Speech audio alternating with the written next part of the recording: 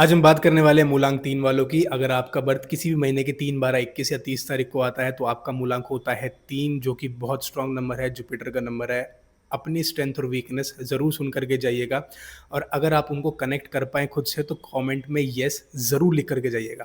तो सबसे पहले आपकी स्ट्रेंथ है, आप नेचुरल लीडर होते हो, लोगों को ऑर्गनाइज़ करना और उनको गाइड करना आपको बहुत पसंद होता है। अगर आप घर में हो, घर के काम कर रहे हो, तो आपका घर एकदम ऑर्गनाइज़्ड रहेगा। बात करते हैं कि आप बहुत ज़्यादा डिसिप्लिन्ड हो, प्रिंसिपल हो, अपने काम को लेकर के अकाउंटेबल भी बहुत हो। आपको जो भी काम दिया जाता है, बहुत अकाउंटेबिलिटी के साथ उस काम को करना जानते हो।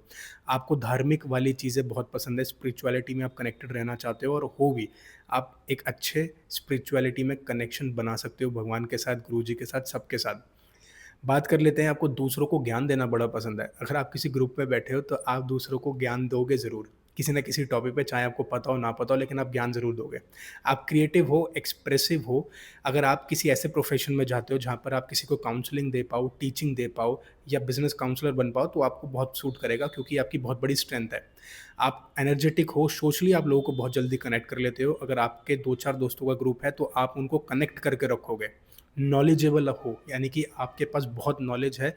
अगर आप किसी सब्जेक्ट में मास्टर कर लेते हो ना, तो आप बहुत बढ़िया टीचर बन सकते हो उस सब्जेक्ट के। अब बात करते हैं आपकी वीकनेस की।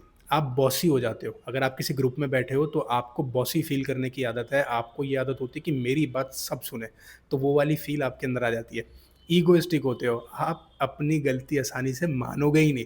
आप अपनी गलती को सामने वाले के ऊपर थोपते रहोगे और यही चीज़ आपकी आर्ग्यूमेंट में बदल जाती है। इसलिए बहुत सारे डिस्कशन आपने देखे होंगे, वो एक आर्ग्यूमेंट में चेंज हो जाते हैं, क्योंकि आप अपनी बात को नीचा नहीं करना चाहते। आप हमेशा आर्ग्यू करोगे और बोलोगे मेरी बात ही सही है।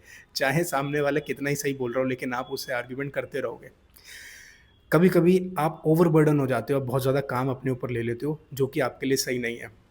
अब आपको मैं एक टिप देता हूँ, जो अगर आप अपनी लाइफ़ में इम्प्लीमेंट करोगे, तो काफ़ी आपको हेल्प मिलेगी। सबसे पहले अपनी आप ईगो को कम कर लो। जितनी ईगो आप कम कर लोगे, उतना अच्छा आप काम कर पाओगे। दूसरा, आप डिसिप्लिन के साथ काम करो।